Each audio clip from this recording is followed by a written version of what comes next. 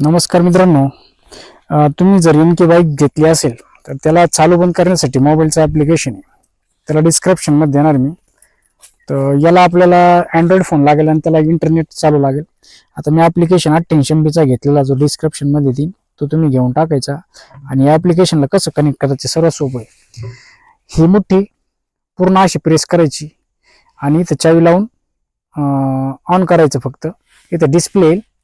तो चावी माझ्याकडे नाही, आता सध्या मी बाजूला ठेवलेली आहे, त्याच्यामुळे मी तुम्हाला दाखवतोय. इथं डिस्प्ले येईल आणि पूर्ण त्याचा डिस्प्ले आपोआप बंद झाला त्यावेळेस तो तुमचा ॲप्लिकेशनशी कनेक्ट होतो. तर आता आपण कनेक्ट केलेला आहे, त्याच्यामुळे डबल कनेक्ट दाखवणार नाही. तर आपण या मोबाईलद्वारे सुद्धा हा डिस्प्ले चालू होतो बा.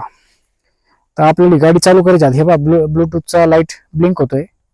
तर आपण आता हे बा इथून चालू केलं स्टार्ट होईल. ते हे बा हा असं ओढायचं आहे at 4:30 p.m. हे बा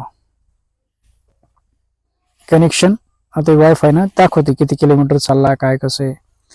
आणि आता तो आपण पाहतो. हे बा इकडे चालू करताच डिस्प्ले चालू झाला आहे. म्हणजे फोनवर सुद्धा तुम्ही चालू बंद करू शकता. आता आपल्याला क्लोज करायचं आहे. हे बा आता आपण हा क्लोज केला, बंद होऊन जाईल गाडी आपली. हे बा इकडे पूर्ण बंद झाला आहे. हे चालू केलंय. हे बा हा आपण स्टार्ट केलाय, इकडे स्टार्ट होते. बा हे क्लोज केलंय, बंद होतंय. म्हणजे ब्लूटूथवर कनेक्ट होतं आणि याला इंटरनेटची गरज आहे.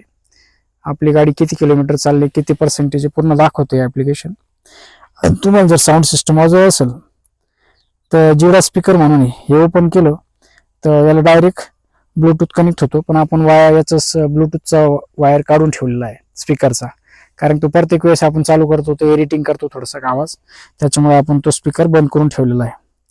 तर तो इथं आपण तुम्हाला मागे दाखवलेले पिना, इथं 2 पिना राहतात, तेवढ्या काढायच्या बस. ते ओके चालू होऊन जातं. तर त्या जोडल्या की स्पीकर चालू होऊन जातो आपला. तर आपण आता ते बंद केलेलं आहे. याच्यात ओपन कुशन म्हणजे मागचा हा शीट उघडायचा असेल तर याच्यावरून आपण ते करू शकतो. पूर्ण सेटिंग, व्होल्टेज सेटिंग भरपूर याच्यात ट्रॅकिंग करू शकतो. अशा भरपूर सुविधा आहे. आणि याचा नंबर मी ॲप्लिकेशनचा नंबर डिस्क्रिप्शनमध्ये देणार आहे, तिथून जाऊन तुम्ही घेऊ शकता आणि आपली गाडी त्याच्याशी कनेक्ट करू शकता. थँक्यू, धन्यवाद.